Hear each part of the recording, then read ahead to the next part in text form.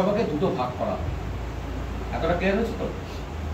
তোমাকে যদি প্রশ্ন দেয় ডায়ারকি সিস্টেম প্রথম আনা হচ্ছিল কোন আইনে, বুঝতে যখন পরীক্ষা হয়ে যাবে তখন বুঝতে পারবে, এখন নয়। 1919 সাল, তাই তো? কোন আইনের মাধ্যমে ডায়ারকি ব্যবস্থা প্রভিন্সে অ্যাবলিশ করা হয়? 1930। কোন আইনের মাধ্যমে ডায়ারকি ব্যবস্থা সেন্ট্রালে ইন্ট্রোডিউস করা হয়? একই প্রশ্ন ঘুরিয়ে ঘুরিয়ে দেয়। কি বললাম বুঝেছো? কোন আইনের মাধ্যমে সেন্ট্রালের এক্সিকিউটিভ পাওয়ারের ক্ষমতা তুলে দেওয়া হয় ভাইসরয়? 1935 হয়ে যাচ্ছে। এবং 1919 সালের এই আইনের মাধ্যমে কি ঘোষণা করা হলো? ঘোষণা করা হলো এই সেন্ট্রাল লেজিসলেটিভ অ্যাসেম্বলিকে কি করা হবে বাবা? বাই ক্যামেরাল করে দেওয়া হবে। এই যে আমরা যেটা দেখি এখন পার্লামেন্ট দেখি তো, পার্লামেন্টে কোটা কত, দুটো কক্ষ তো, রাজ্যসভা লোকসভা।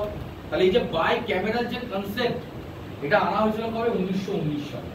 1919 সালে বলা হলো যে লেজিসলেচার যেটা রয়েছে, যেটা আগে একটাই কক্ষ ছিল সেন্ট্রাল লেজিসলেটিভ অ্যাসেম্বলি, সেটাকে দুটো ভাগ করে দেওয়া। সেন্ট্রাল লেজিসলেচারকে দুটো ভাগ করা হলো বাই ক্যামেরাল। কি? একটা হচ্ছে লেজিসলেটিভ অ্যাসেম্বলি, লেজিসলেটিভ অ্যাসেম্বলি,